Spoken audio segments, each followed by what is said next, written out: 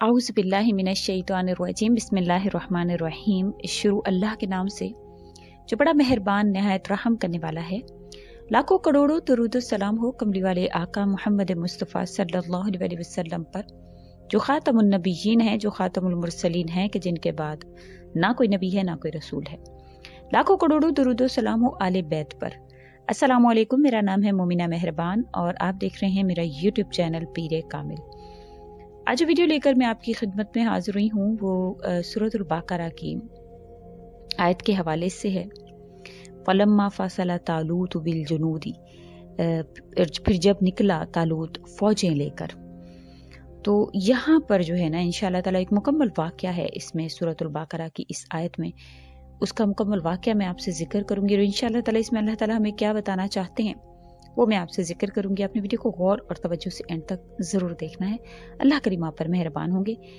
Video जिक्र करने से पहले मैं आपसे रिक्वेस्ट करना चाहूंगी कि अगर आप मेरे चैनल पर नए हैं या मुझे पहली मर्तबा सुन रहे हैं तो मेरे चैनल को सब्सक्राइब जरूर कर दें, और अगर आप मजीद अपडेट्स हासिल करना चाहते हैं तो सब्सक्राइब के बटन के साथ जो बेल नोटिफिकेशन का बटन है उसको भी जरूर प्रेस करें ताकि मेरी हर नई वीडियो आपके पास नोटिफिकेशन की सूरत में पहुंचती रहे। हज़रत मूसा अलैहिस्सलाम के बाद कुछ अर्सा तक बनी इसराइल का काम दुरुस्त रहा। फिर जब उनकी नीयत बिगड़ी तब अल्लाह ताला ने उन पर एक गनीम काफिर जालूत नाम का मुसल्लत कर दिया।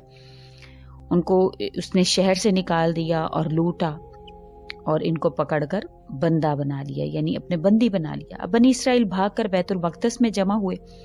इस वक्त हज़रत अशमोइल अलैहिस्सलाम पैगंबर थे। उनसे दरख्वास्त की कि कोई बादशाह हम पर मुकर्रर कर दें कि इसके साथ होकर हम जिहाद करें जालूत के खिलाफ। अब आपने यहाँ पर समझना है कि जो जालूत है वो जाहिल से जीम से जो है वो जालूत है, और तालूत जो है वो बादशाह जो हक पर है। तो इस तरह से उन्होंने कहा कि हम पर कोई ऐसा बादशाह मुसल्लत करें जो हमारे साथ जो है वो हमारे साथ मिलकर जिहाद फी सबीलिल्लाह करे। अब तालूत की कौम में आगे से सल्तनत नहीं थी, गरीब था, मेहनती आदमी थे, और बनी इसराइल की नज़र में सल्तनत के काबिल नज़र ना आने की वजह क्या थी कि उनके पास माल नहीं था। क्योंकि हमारे भी आजकल यही है, हम लोग भी सिर्फ ये देखते हैं कोई मालदार है तो वो सरदार कहलाने के लायक है। तो उनमें भी यही बनी इसराइल वाली बहुत सी निशानियां जो है वो इन उम्मत मुहम्मदिया में भी पाई जाती हैं।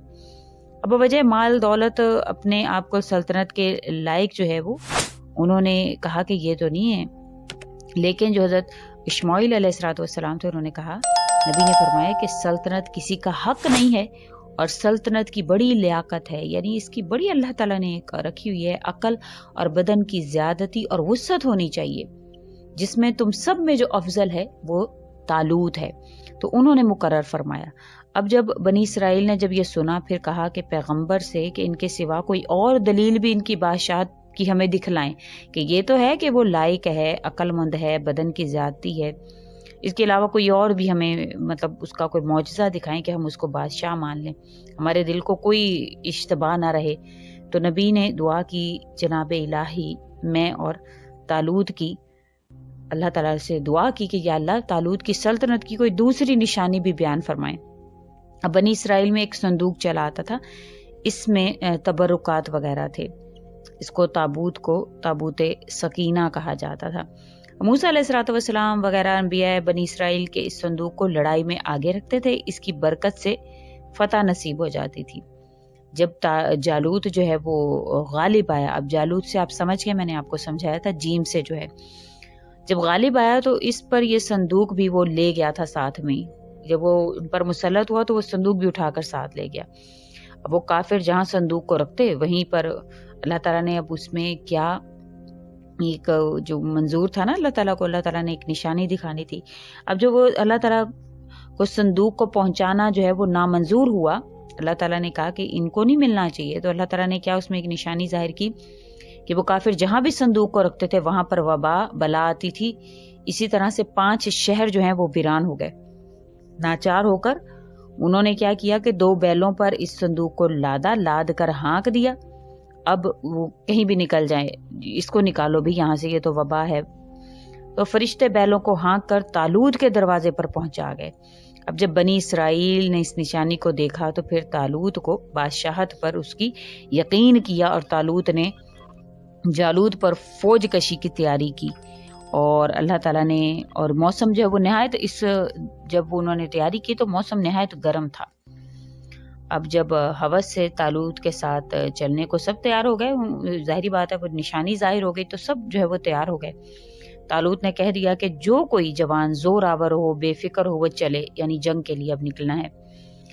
ایسے میں 80,000 لوگ جو وہ ساتھ تیار ہو گئے۔ پھر اللہ تعالیٰ نے طالوت کے جو ہے وہ ایک آزمانے کے لیے اس کے دماغ میں ڈالا کہ ایک منزل پر گرمی بہت زیادہ تھی، ایک منزل پر پانی نہیں ملا، دوسری منزل پر ان کو ایک نہر ملی۔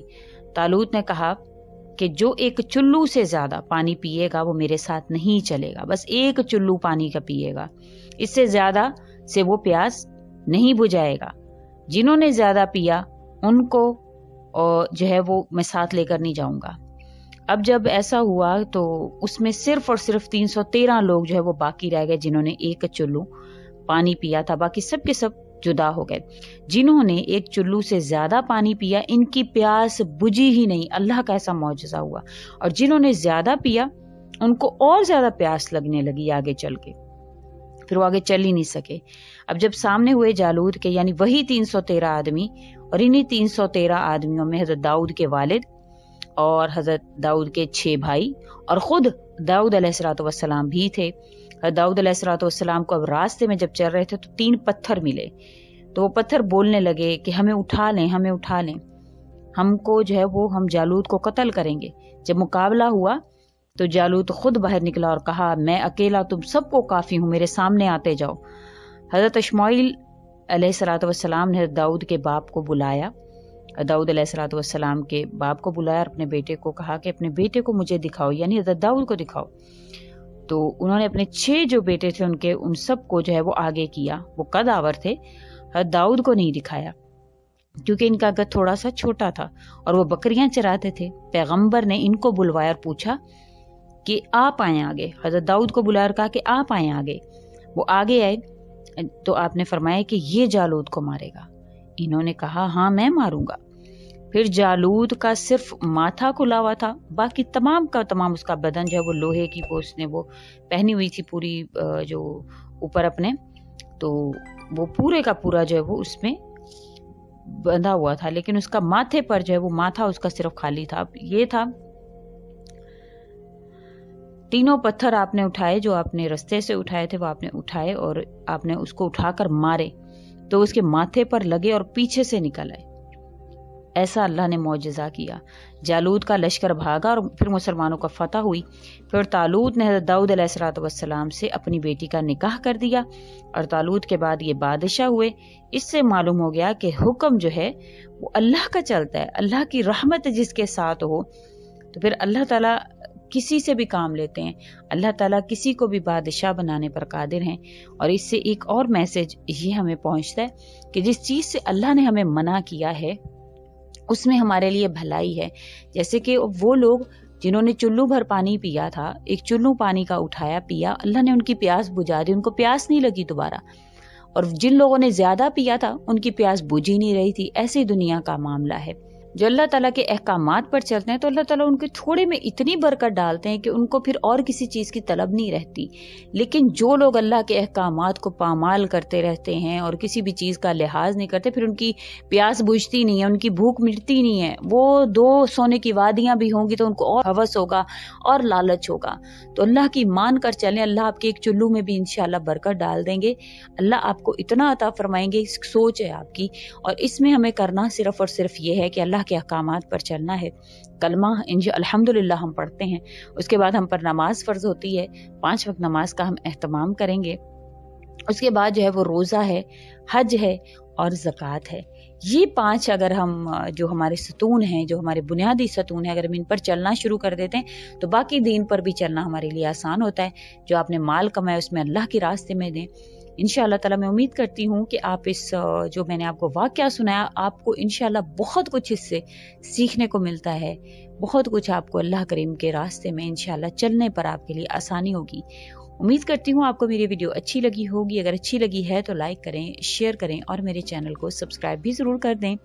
اسی کے ساتھ اجازت چاہوں گی. وآخر دعوانا ان الحمد للہ رب العالمین. اللہ حافظ.